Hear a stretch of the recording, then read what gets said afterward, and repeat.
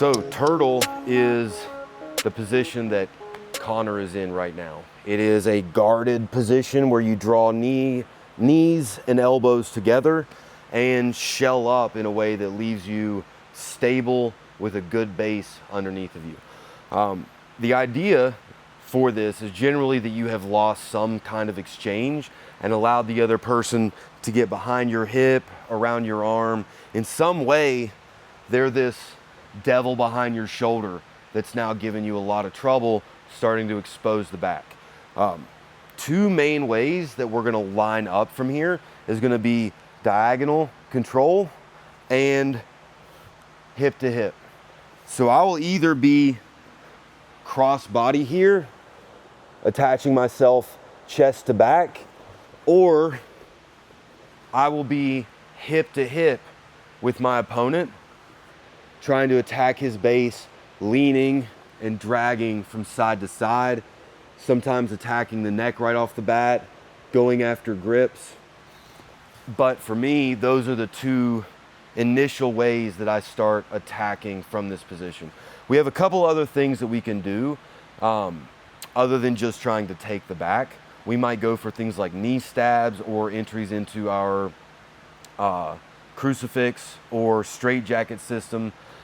But for now, we're looking at opening this position up and moving from turtle right to the back. Once we have that down, we'll be able to build more onto that. When I am attacking my opponent's turtle, the main thing that I want to be thinking about is opening up space and throwing hooks in. From here, I can start opening him up. I get him to a hip, and now with my hooks in, I start to attack.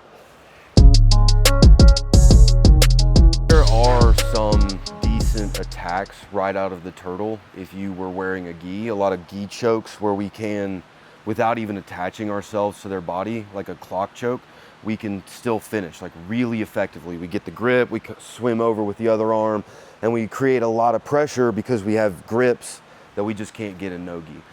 So when we're in this situation without the gi, I recommend aiming for the back take above anything else. Keep yourself glued to the hip, behind the elbows. Don't let them swim back over the top or underneath, and get back to this inside connection where you start coming chest to chest, and just hound them from the back side of their hip until you can get those hooks in.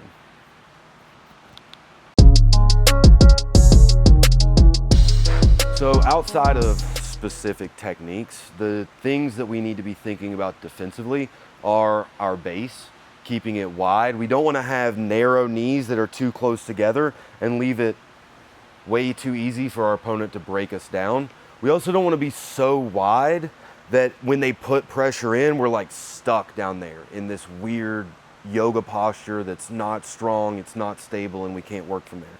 So we want good solid knees, good solid elbows. Same thing with the elbows, not far away from the body, pulled in towards the knees.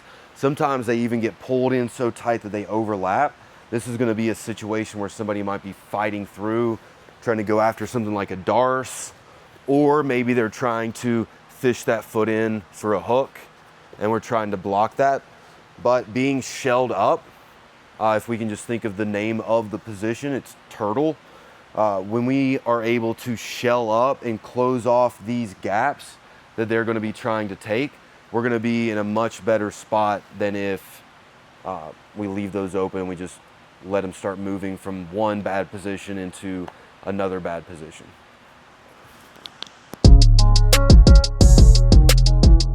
One thing to keep in mind is that the front headlock is not scored as a takedown.